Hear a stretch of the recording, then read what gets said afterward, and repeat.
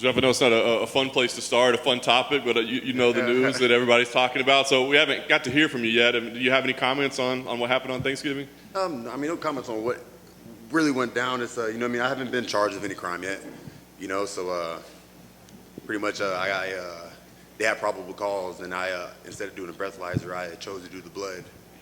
So, you know what I mean, I'm waiting on the results to get back in on that, and then we'll go from there. Yeah. I guess from a fan's perspective, right, everybody's like, what's the guy doing out in the morning 2 weeks before a fight, right? So, I mean, was this just a one-night thing, or is this like, has this been a tough camp for you? No, it was just a one-night thing, you know what I mean? Just decided to kick back and relax with my girlfriend, you know. Had a few drinks, you know, and then there was a situation that happened, and then cops got involved, and then, you know, I did have my weapon on me. My weapon is like, it's legal, you know what I mean? It's licensed in my name, so they made it look like I had like a Mac-10 in my lap, driving around drunk or something, you know. But no, it's not as serious as they make it out to be. It's not like I was like drunk off my ass, hungover, you know what I mean, just running the streets. You know, it was a one-time thing. Right. So I guess fight week now is here, right? Is this a tough fight week for you? I mean, has this changed things at all, knowing that you're going to have to come answer this and deal with this and that sort of thing? I mean, nah, not really. It is what it is. You know what I mean? Just gotta. I'm the dumbass that did that, so you know what I mean. I just got to deal with it. Fair enough. All right, well, moving past that, this matchup here with Santiago, a lot of people have it circled as, you know, potential fight of the night type thing. What do you think about the matchup itself? Yeah, that's how I see it too. Potential fight of the night or potential performance of the night, you know? So it's going to go either way.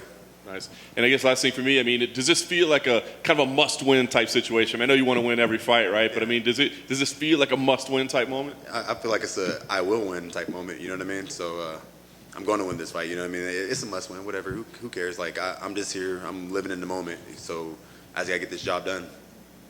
Geoff, right here. We spoke with Santiago a couple hours ago, and he said that this is, quote, probably going to be a war against Geoff Neal. Are you in that same camp? Yeah, I mean, I never look at a fight like it's probably going to be a war. Like, I hope it's not a war. I hope I knock him out in the first round. But, you know what I mean? He's a tough dude, so, yeah, it might be a war. Yeah, Geoff, back here. Considering the two fights, Skid, that you're on, did you learn anything from those losses? You know, they say that you learn more from a loss than from a win. And if so, like, what did you take away from those two? Just gotta go in the cage with the killer mentality. You know what I mean? Like the last two fights, I really didn't approach the fights like that. I mean, it might be fighting in the Apex. You know what I mean? I'm not gonna lie, fighting in the Apex is boring as fuck. I do not want to fight in the Apex no more. And this time I get to fight in the T-Mobile Arena, and I'm excited about that. You know what I mean? Like fight week is fun right now. I'm just looking forward to getting there on a Saturday, walking through the arena, fans yelling and screaming. Like I want that. I live for that. And when Ponzinibbio returned against Li Jingliang earlier this year, obviously it did not go his way. He got pretty viciously knocked out. Do you take any sort of like tips or clues from that and apply it to your own game that you think you can maybe use against him? No, I mean, get knocked out like that is one of those things. You know what I mean? Like you get caught. So I don't really. I watched that fight once, and that was it because there's nothing I'm gonna take from that fight. You know what I mean? People get caught, so. You know what I mean? Then he fought the next time, had a tough fight against another dude with knockout power. He didn't get knocked out then, so it's just like that's the fight I watch the most. You know what I mean? You get caught sometimes. I'm not saying I'm gonna walk in there and just walk through him like Legion. I'm not even gonna try to say his name like he did. You know. And last one for me, what would you say is the most challenging part of Ponzinibbio's game? His jab. He has a really good jab, and he does a good job at being aggressive while not being aggressive. You know, he can jab you and then like get right out of range as soon as you try to come forward. So that's probably gonna be the toughest part. Thank you. Geoff, thanks for taking the time. Just a quick one.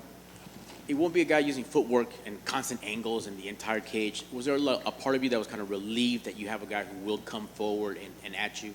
Yeah, for sure. Yeah, like fighting Wonder Boy was like probably the hardest thing I ever had to do. Like not being able to set my feet and throw a strike or anything. But yeah, I don't know if he's going to come forward like that. If he does come straight forward, like I really feel like that might be bad for him. But we'll see. Like people that come straight forward, I usually knock them out. So if he wants to come straight forward, then that's what the result's going to be. Thank you, sir. Good luck on Saturday. Thank you. Geoff, right back here. I know you said after the last fight that you need to take some time to get your health in order and figure a lot of things out. Can you tell us what kind of the past few months have been like and where you're at now compared to where you were then? The past few months have been great. Like as soon as I took the L against Magny, I went to Hawaii, had a little vacation, and then got back, went to the Dominican Republic, and then just kind of chilled and relaxed. Took some time off at the gym. Once I got back, I implemented supplements into my training schedule. You know what I mean? So like I'm taking supplements now, and it's really doing great for me. Like my health and like how I feel and just my energy levels and stuff like that. Like I really feel like I felt before I got sepsis.